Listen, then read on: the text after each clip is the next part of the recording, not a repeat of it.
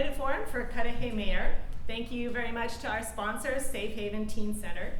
My name is Julie Bowles, and I will be your forum moderator this evening. And I'm joined by several other volunteers here from the League of Women Voters Milwaukee County who will help run tonight's forum. This is the first fully in-person forum we've had since in about 2 years. So I hope you'll be patient with us as we get used to the non-Zoom world again here. All right, so the League of Women Voters of Milwaukee County is a nonprofit, nonpartisan membership organization that promotes informed and active participation in government. As a nonpartisan group, the League never endorses a political party or candidate. It's important to be an educated voter, so we thank you, for taking the time to learn about the candidates. We also welcome you to join us to join the League of Women Voters, which despite its name also includes men as members, including one of our volunteers here tonight.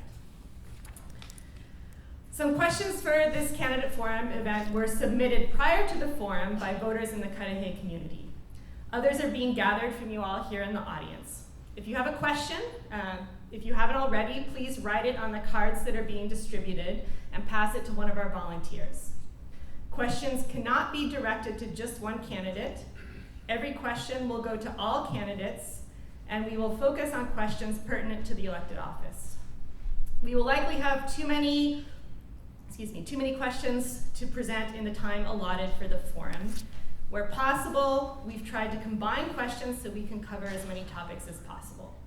You may see our volunteers sorting cards by topic, marking duplicates, or combining questions. So now before we start, please take this opportunity to silence your cell phones. We also ask that the audience refrain from clapping, cheering, or other demonstrations in support of or against any of the candidates. So thank you for your cooperation. Tonight's candidate forum will be recorded and will be posted to the League of Women Voters Milwaukee County YouTube channel. The two candidates seeking election for Cudahy Mayor on the ballot are Justin Morales and Thomas Pavlik. The candidates have chosen to be addressed by their first names. We will begin with 2-minute opening statements from each candidate, followed by the questions with 90 seconds allowed for each answer. Then we will end with 2-minute closing remarks. Lots were drawn to determine the order of speaking. The order of first response to a question will alternate between the candidates. Candidates, you will see a sign indicating when you have 30 seconds left to speak, 15 seconds left to speak, and when you must stop. Please honor the guidelines for the forum so that we may make the best use of our time and this forum opportunity. All right, let's begin with the opening statements. In 2 minutes or less, please share your opening comments. And we will begin with Justin. Good evening, everybody. My name is Justin Morales, and I recognize many familiar faces. However, for those who do not know me, I moved to Cudahy 13 years ago as an early transplant from the Bayview area. I obviously see what most, if not all of you, see as significant potential that this city holds. I spent my first several years here investing in my home and really building it out to be I'm sorry, people are with. You want to stand up? Okay, we can stand. I have to stand. So, as I was saying, I moved to Cudahy 13 years ago. Spent the first several years really investing in my home to make it my own. In 2013, I decided to run for alderman, ultimately winning the responsibility to serve the residents in the 1st District. During that time, I served as chairman of the Finance Committee, as well as Common Council President. I served as the chairman of the Rules, Laws, and License Committee, chairman of Traffic and Safety, vice president of this year Library Board, and a sitting member of the Personnel and Plan Commission. Sorry, there's a lot. Outside of politics, during that time, I finished my college degree at Marquette University with a bachelor's in communication. I also worked on my master's degree at George Washington University in Washington, D.C., and attended Harvard for their executive education program in emerging leadership. Despite all those hard efforts, I spent this entire time also making sure that I put as much effort and attention into Cudahy as possible. I never stop believing, which is why I'm running for mayor today and hope to talk a bit more. Thank you. Thank you. You ready? Thank you. Same here, a lot of familiar faces. Back in 2019, I stood up here and I said, I'm gonna accomplish a handful of things. Full-time city administrator, part-time mayor. I'm gonna open up the dump. I'm gonna open up the dump in winter. I'm gonna open up the dump so each of you each have a pickup that you can schedule any time of the year. I rebranded the city. This is important to me. I know we need to grow this city, but there's more to do in the next 3 years, and I want to be your mayor for the next 3 years. Thank you. Is it me? Oh, yeah, I'll ask the question Oh. first. I'll stand up. Thank you. We need 2 mics. We do need 2 mics. All right, so now we're going to move on to the questions submitted from the Cudahy community. And again, the sign will let you know when you have 30 seconds, 15 seconds, and when you must stop. So the first question will go to Tom. And the first question is, what are your plans to help bring more people and families to Cudahy, especially the younger generations? Thank you. Tonight I missed a CDA meeting that normally is the 4th Tuesday of every month. And tonight's meeting, there was going to be an update tonight that we're trying to revitalize the city and bring in new residents through new development. So at tonight's CDA meeting, I see one of the CDA members here, there was an announcement that we have 2 active developers interested in the Packard and Layton site. The city administrator and I will be meeting with that developer next week. That same developer has proposed 156 townhouse units at the old ice port. So we're looking at trying to build new residential areas, because if you looked at our fair affordable housing study, in that study it said we did not have enough single family homes or new housing stock whatsoever. So in order to bring those people in, we need to offer the amenities that they're looking for. They go to St. Francis, they go to Oak Creek, but we don't have those same amenities that they want. So that's what, based on the 2050 plan and our Gateway City Center plan, that's what we're trying to do, is bring more development from a residential to the city. Thank you. Thank you. Do you want me to repeat the question? Sure. What are your plans to bring more people and families into Cudahy, especially the younger generations?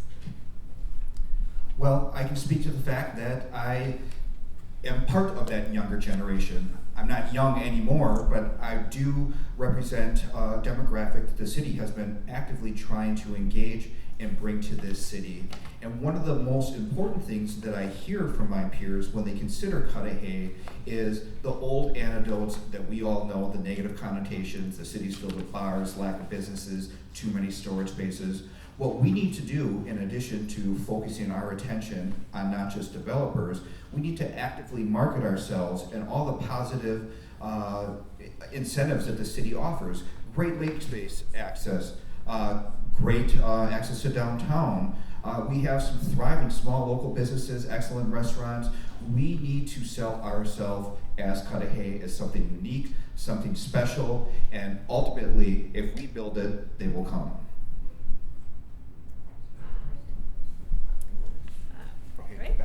So the next question will go back to you. Please discuss any current or future plans for the revitalization of Packard Avenue. Rents are high for businesses, making it difficult for small businesses to start up. How would you address this? So one of the biggest challenges we have when it comes to revitalizing Packard Avenue is you'll notice that many of the small empty business space has been like that for decades. They're owned by several people who collect rental income from the people that are on top of the building. It's wrapped up in a portfolio, and they get a check every month and care very little about what goes on outside of that. That's incredibly frustrating because the city does not have the leverage to force private business owners to rent their building. I'll point to two factors that we need to do that, in the limited time that we have. First is we need to do all that we can to make our surrounding area as nice and as financially incentive as possible so that it becomes disadvantageous not to rent your building. At this point in time, we've seen some transitioning because of the hard work and the effort that the city has done to enhance the aesthetics of Packard Avenue. Second, we need to work with those business owners and we need to build a better partnership with them. I use the example of the building right next to Cudahy PC and US Cellular, been empty for nearly 2 decades and have collected nothing but garbage in the window. With a second or just a phone call to the owner, we're able to make a nice store display that while it won't radically enhance the city, it will show that we're putting our best foot forward and working with business owners to enhance our aesthetics and show that we're ready to move forward to the next generation. Thank you. Would you like me to repeat? No. Okay. Actually, that was an excellent answer. Justin is correct on the buildings on Packard Avenue. There's many buildings on Packard Avenue that are actually in tax delinquency. Unfortunately, the Milwaukee County Register, the clerk, the treasurer, will not foreclose on those businesses. And the reason they don't want to foreclose on those businesses is because then they're responsible for the maintenance of the buildings. So there they sit. This is a common area not only in Cudahy, but other cities face the same thing. When the county exec Crawley was here, I said, "Hey, can you help us out here?" And he said, "The treasurer, he's an elected official. We advocate for him to foreclose on some of these businesses, but they don't. The CDA and the other, our CDA will not provide money to a business that's tax delinquent. It makes no sense to incentivize someone that doesn't pay their taxes."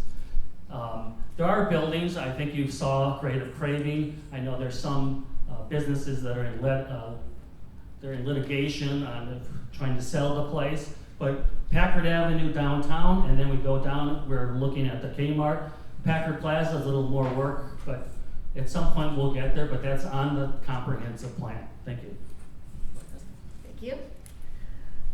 So the next question, if a third party came to the city with a proposal to build a new piece of public infrastructure, how would you evaluate whether or not that project was worth implementing?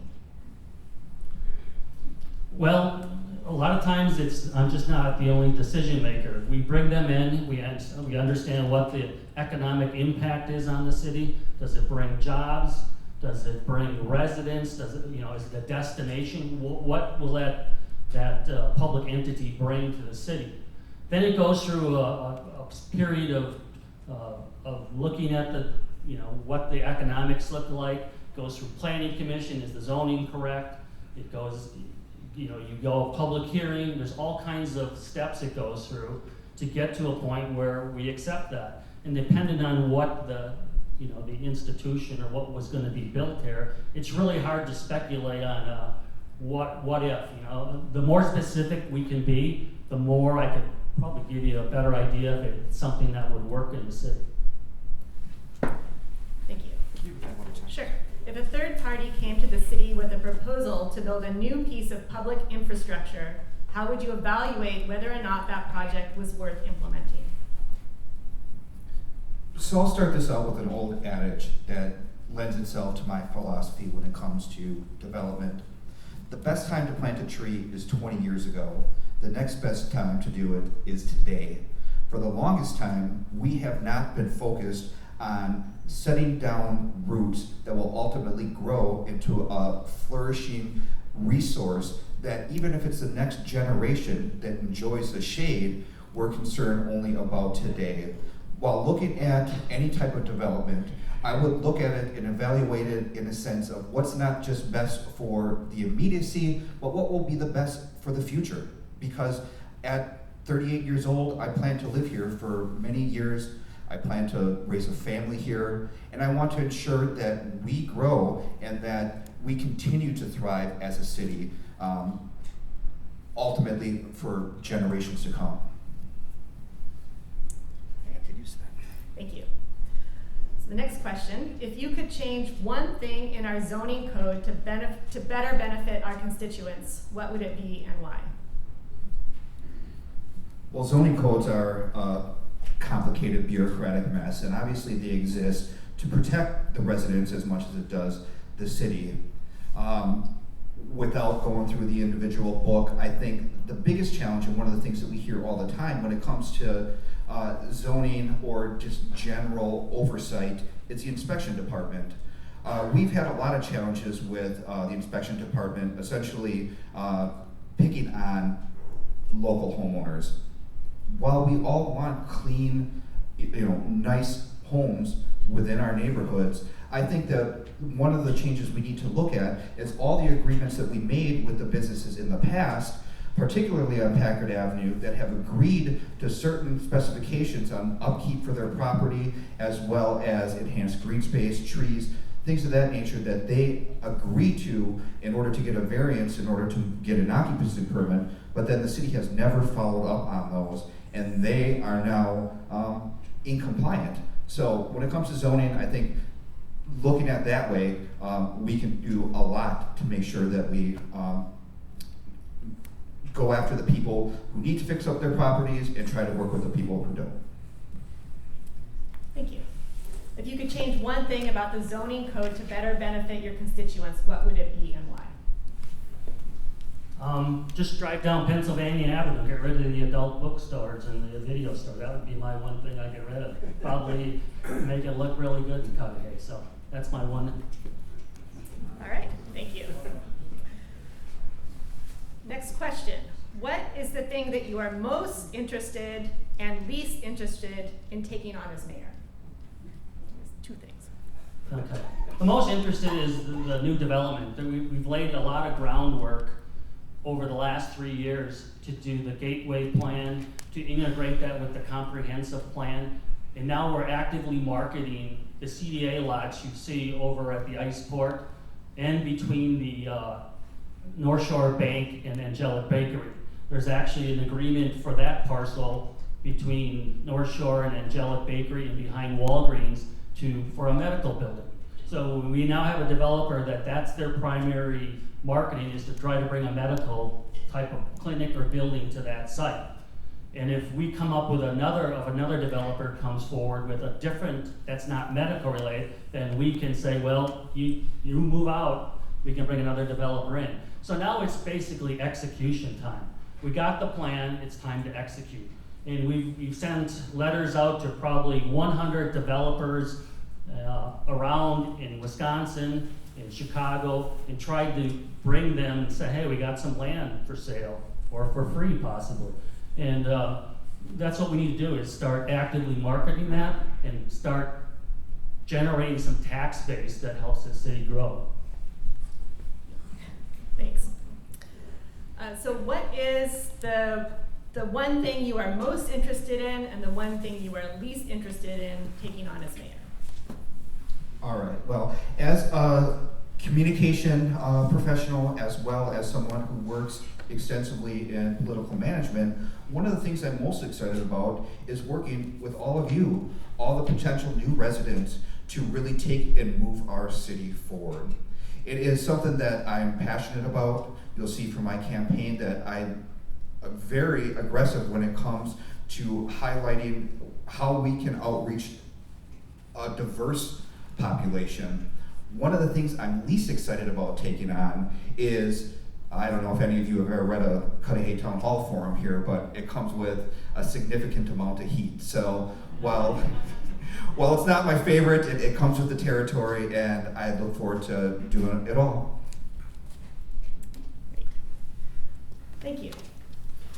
The next question. What are your views on the relative roles of the mayor and the city administrator? Oh, this is going to me, okay. As the mayor transitions to a part-time position, it really frees up that role to focus on what's important, what we've discussed on both sides of the table here multiple times, and that is advocating and selling our city. Our mayor needs to be the point person on that. they are now relieved of some of the duties to manage the oversight down at City Hall. So we need someone in there that knows how to do it, that's effective in doing it, and will work very hard entirely for the future outlook of this city. Thank you. So what are your views on the relative roles of the mayor and the city administrator? The mayor's role is to be the cheerleader for the city. My job is to get with the developers, meet with them, go to the businesses, get out of the office, walk down Packard Avenue. I was able to do that the first year, and then COVID hit and that kind of shut down. So my role is still active in, keeping my ear to the ground, understanding what the residents want. Our administrator doesn't live here. I've lived here since 1984, so I have a little bit of history on what the politics are, what the people really want. So his role is really more delegated. He has a planning and zoning background, which is great, because we need that at the city. But his job is the day-to-day operation. You do the budget. You handle the HR questions. What's the capital plan? What project should we be doing? Recommend, give us a couple options. That is his role. And I think in my 2 months with him, he's gonna be a very successful, and he'll help this city greatly. Great, thank you. So the next question will be back to you. Can you please explain why our taxes went down in 2022 and how tax incremental funding will affect our taxes in the future? Sure. So I take you back to 2019 when we knew that our TID was about to close. So in 2020, we started preparing to close the TID. The TID could have remained open one more year, but based on my recommendation was to not keep it open, close it now, because in the wings was the HSA development on Pennsylvania Avenue. And because we were at a TID capacity, which means we could not incentivize any business to come here to Cudahy, we needed to close that TID a year early so that we could open up a new TID so that we could incentivize this other development for TID number 5, which is the Gateway and City Center project. So this was all methodical and timing. There was a sequence which we had to do this, and that's what we did. And we did this quickly because that's what was needed. So the new TID really has no impact on anyone at this point. We're trying to do a pay-as-you-go, so we're not trying to borrow a lot of money for the city and then say, okay, hope they come. We're hoping if you build it, you're incentivized to complete the project before you get any money. Thank you. Can you please explain why our taxes went down in 2022 and how tax incremental funding will affect our taxes in the future? Sure. TIFs are complicated bureaucratic financial tools that are used to incentivize in predominantly depressed locations. The taxes went down in Cudahy because after 30 years of all of your investment, all of your patients paying into this, the city was able to get a reimbursement. Ironically, at the same time that your tax bills went down, the tax levy increased 9.76%. That is more than the last 10 years combined. So if anybody should be thankful, should be thanked, it's all of you, because you have put in that effort long term. Now, as far as how that will impact future generations, TIFs are helpful and incredibly important. While cities such as Oak Creek was able to offer $525,000 for a grocery store, Cudahy had none of that at their disposal. So we'll see where TID 5 goes on the south end of the city, and I hope that the city is able to leverage that to the best advantage for it. Thank you. The next question. What criteria would you use to make appointments to committees and commissions? Well, I think it's very important that we start out with the people who are already working. A lot of our committees here have had people who served on there for a very long time. They have the institutional knowledge, and if elected mayor, my first job would be to reach out to each of the chairmen, understand what projects they're working on, what's of value to them, and what they might be missing in a local committee. I think ultimately what is most important here is that you want people who are going to be on these committees that know what they're doing, have expertise, and have a background, and aren't necessarily best friends. Because at the end of the day, experience and expertise is more important than nepotism. Thank you. What criteria would you use to make appointments to committees and commissions? Well, unfortunately, it's really difficult to get anyone to volunteer for any committee nowadays. If you look on our website, a couple times we put some Facebook postings out there saying we need some volunteers for these committees. I get nothing. Probably 2 months ago, a young black lady came in and talked to me, and I said, "Are you interested in being on committees?" She goes, "Yeah." She's now on the Civil Service and the Traffic and Safety Commission. She came in and sought me out, and I said, we'd be glad to have you on a committee because we can't find anyone. There's certain committees that we still have that really don't do much. The Civil Service Committee probably could be eliminated, but we still have it on our books. There's been discussion to mimic other communities on how our commissions and boards are created. Do you merge the planning commission with design review? And part of that is because you don't have enough people. So we always go out there and we canvass for people. I come to council meetings and beg and plead. I put out a notice to our common council, do you know anyone that wants to be on a committee? And no one wants to put in the time. So if you're interested, call me. Thanks. Thank you. If you received $1 million grant or donation with no restrictions, what would you use it for and why? I think $1 million, we need to put it for something that helps the entire community. Similar to what art money, I know there's Friends of Sheridan Park here, there's Friends of Pulaski Park, and they need some money to do like a park shelter. We need to do, and because we don't have any of our own parks, we treat them like they are our parks. So that money would go for an investment that everyone could use. It wouldn't be for a specific group or a group. It could even be for people that don't live in the city.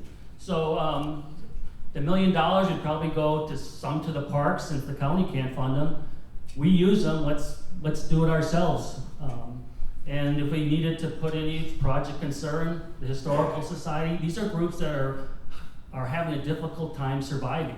We need to, as we talk, people need to know for generations in the future what this city was built on. Thank you.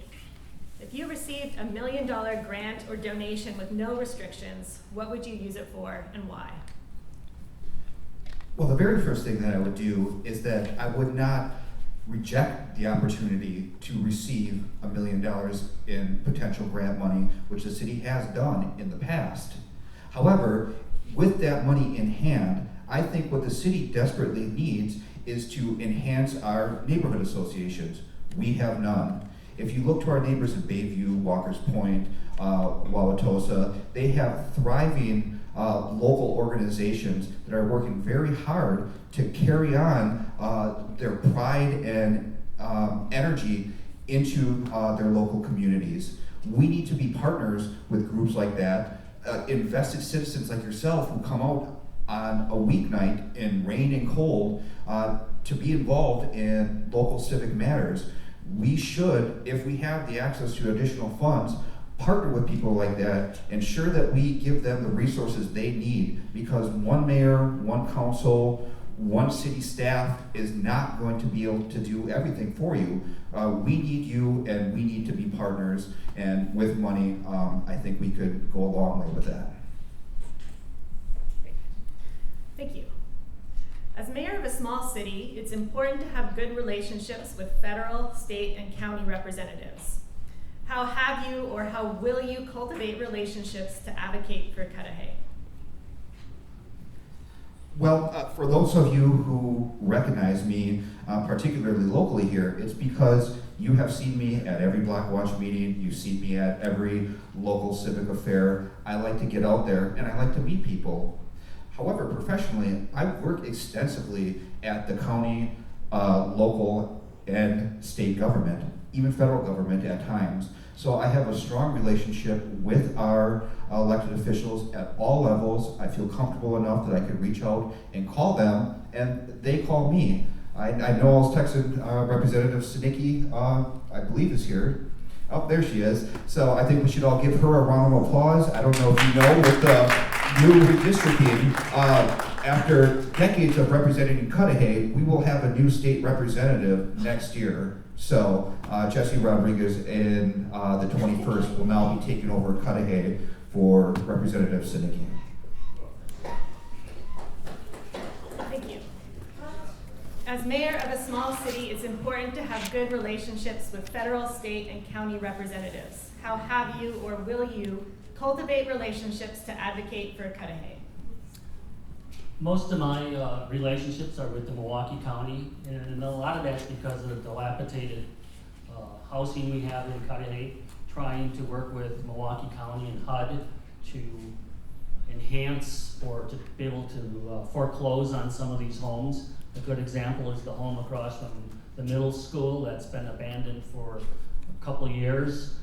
We've offered to go hand in hand with the county to rehab that house if they would foreclose on it and then sell it to someone low income that needed to be their first house.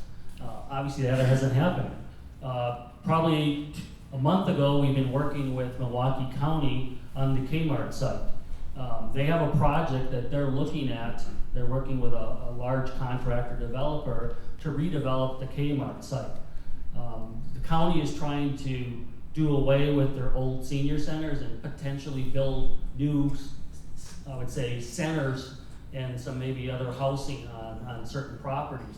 So we've been in constant communication with them. If they're interested to develop, put them in contact with the owners of the Kmart site, and we hopefully that will have some fruition, and maybe we'll have another redevelopment right there on the Kmart site. Thank you. So the next question will go back to Tom. In the summer of 2020, the city passed a resolution to declare racism a public health crisis, but little has been done to implement this act.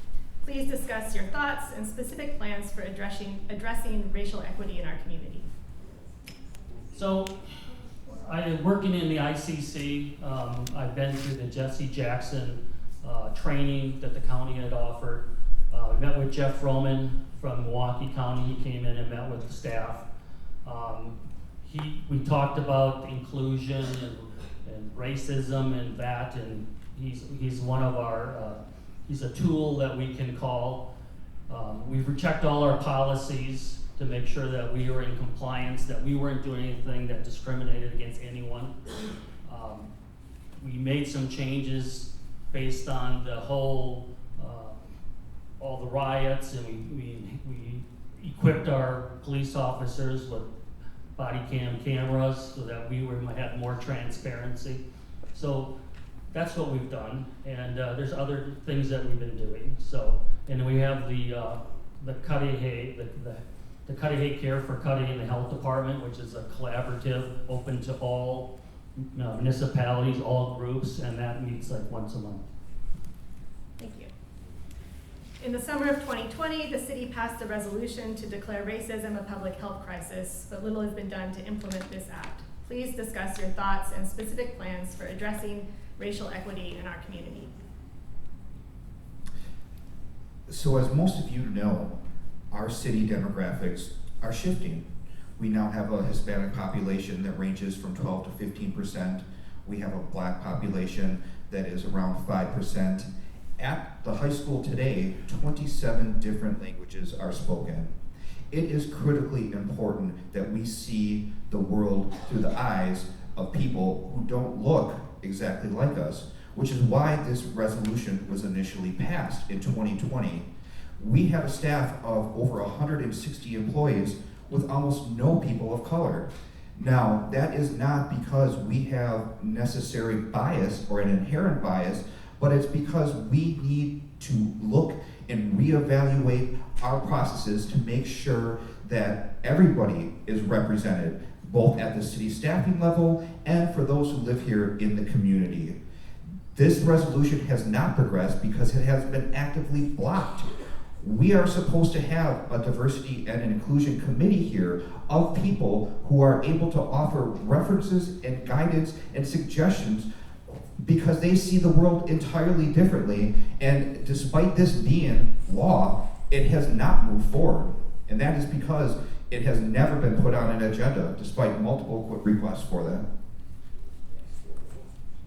Okay, thank you. As mayor of a city on Lake Michigan, how will you help to ensure water quality? Examples are bioswales or rainwater retention gardens. Well, I think our water quality is incredibly important. I drink the tap water every single day. So as someone who's invested in, staying hydrated, I want to make sure that the stuff that I'm drinking is of high quality. So whatever we can do to ensure that we don't have excess runoff or anything that could complicate that is incredibly important. And we are one of the few communities that has our own water treatment facility here. And give it up to the employees there and Director Frank Miller, who's managed that for many years, that ensures that we have clean and sustainable water resources here. And any recommendations that can be brought forward to make sure that continues to be the case going forward, I'm entirely for. Thank you. As mayor of a city on Lake Michigan, how will you help to ensure water quality? Examples are bioswales or rainwater retention gardens.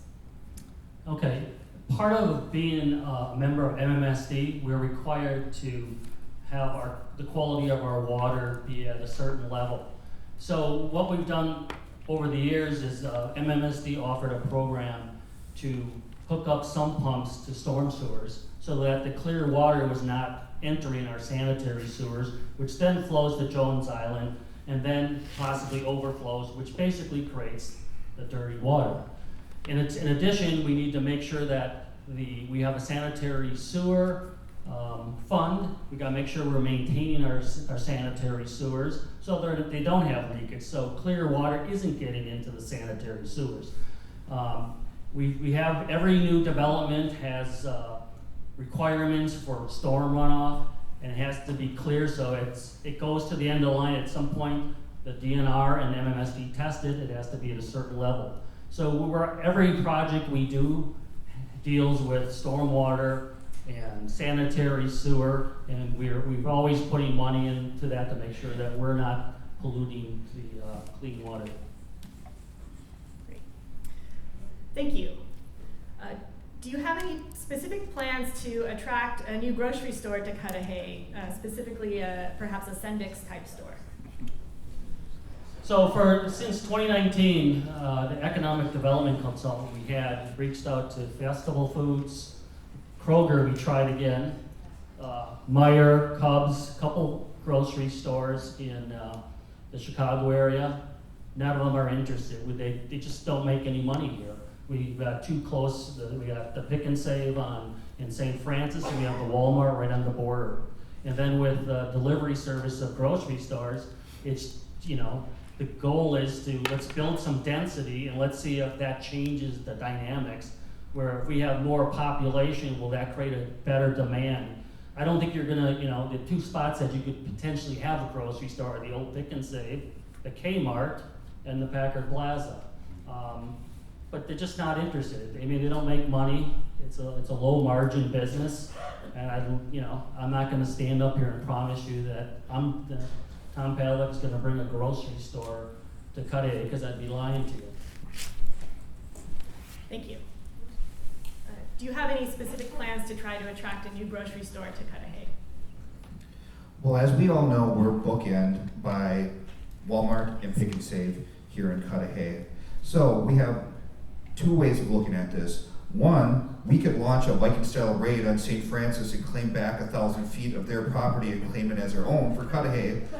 Or, more pragmatically, we can look at boutiques and smaller markets, such as Grappi's in Bayview, which is an iconic landmark. You have a new Polish grocery store, which is located on Howard and Howell. These people serve the needs of the community. And I'll point to these very important needs and why we need to think outside the box.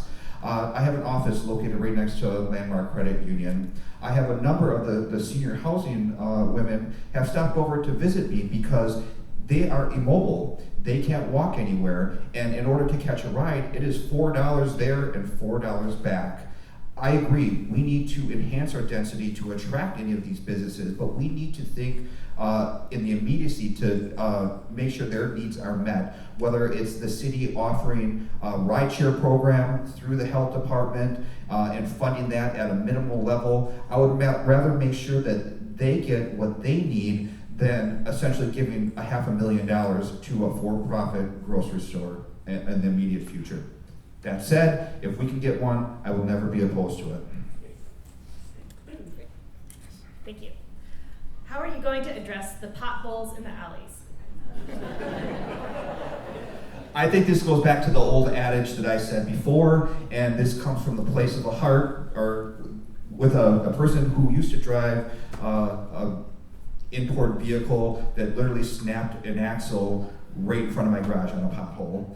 And with that comes the simple fact is that this should have been done decades ago.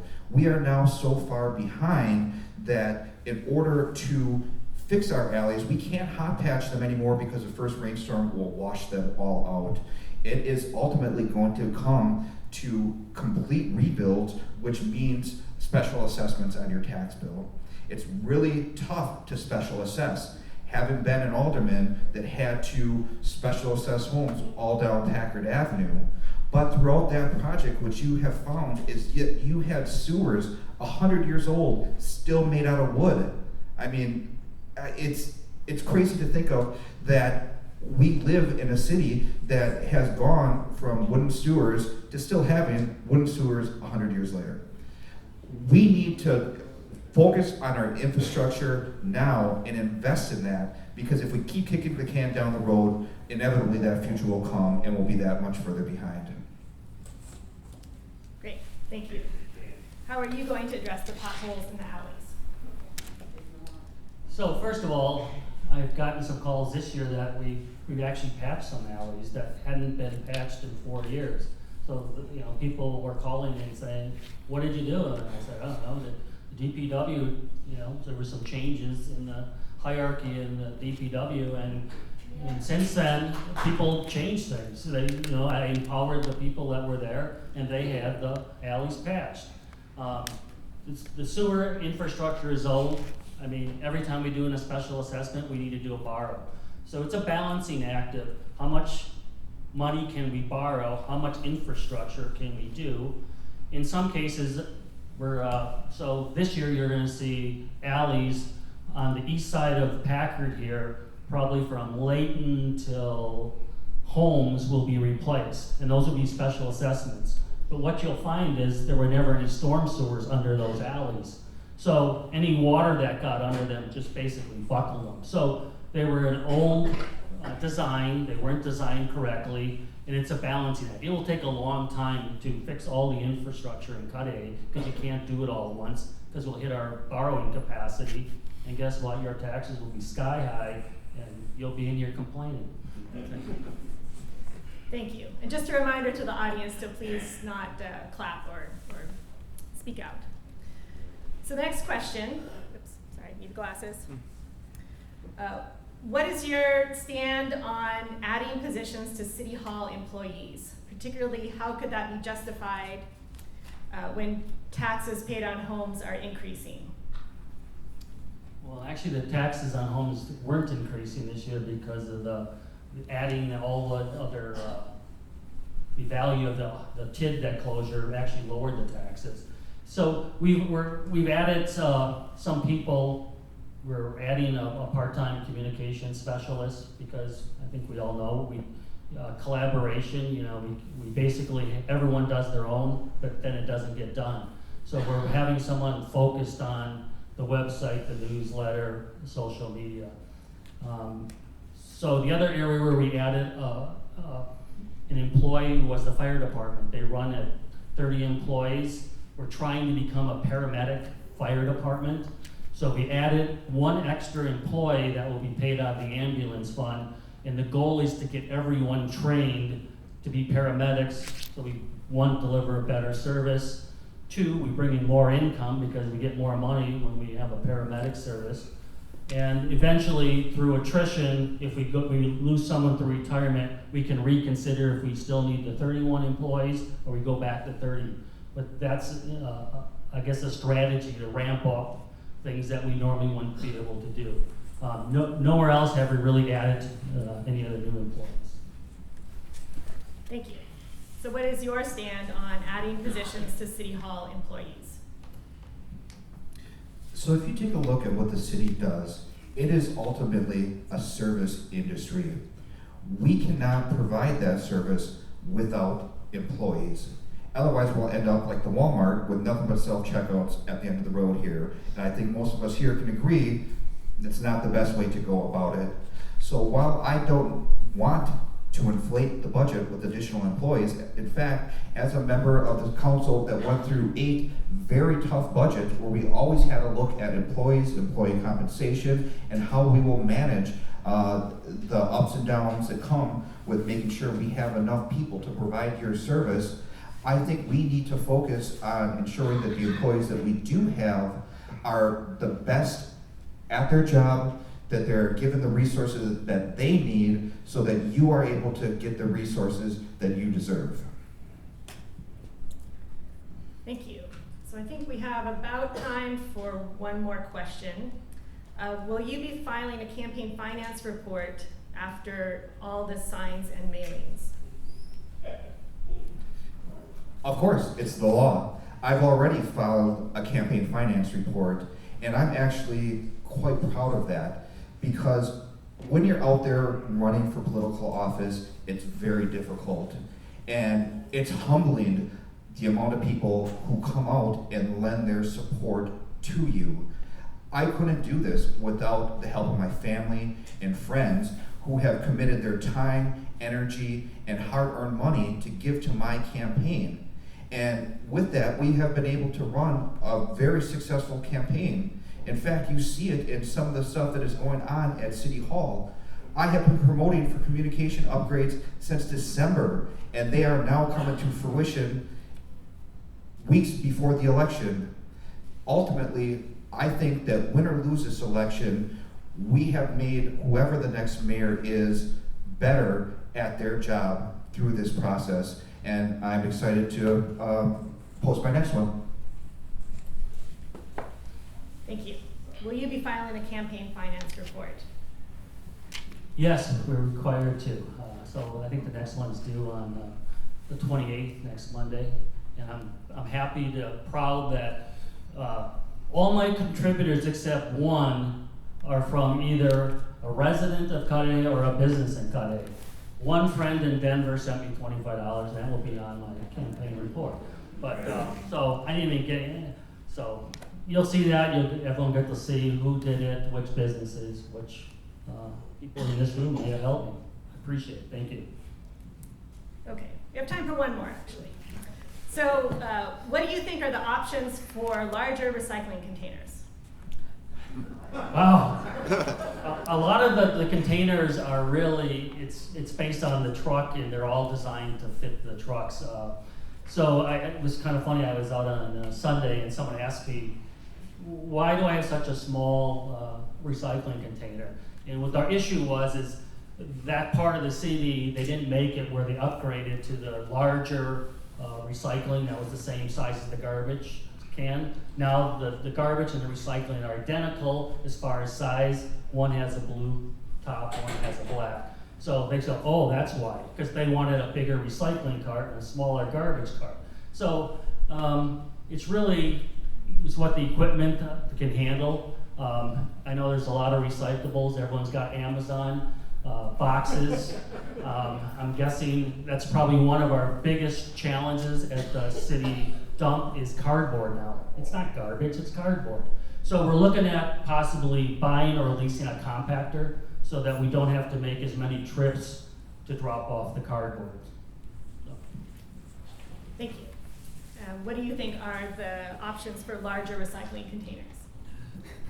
Well, I can tell you that those containers are expensive, and the city would need to invest a significant amount of money into replacing them. And then ultimately, if you replace something that's too big and doesn't work, you have more garbage that you need to recycle. So I believe that if there are ways, or are there people here that are not having their recycling needs met, I hope that we can work with them to see how they can add additional potential carts that I believe that is somewhere around $100 was what it used to be.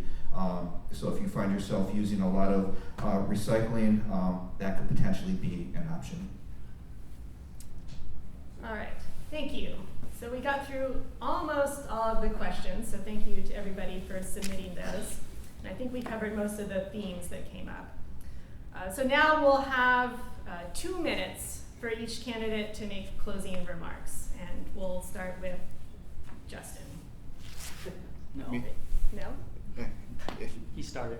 Yeah. Oh, okay. Okay, first, thanks everyone for coming. I appreciate everyone that's here tonight. 3 years went quickly for me. The COVID was something I don't think anyone could have predicted. It was, the best emergency operation plans were like throw them in the garbage because they didn't apply. No one had ever dealt with COVID. But the city workers, we pulled together. We had people doing poll workers.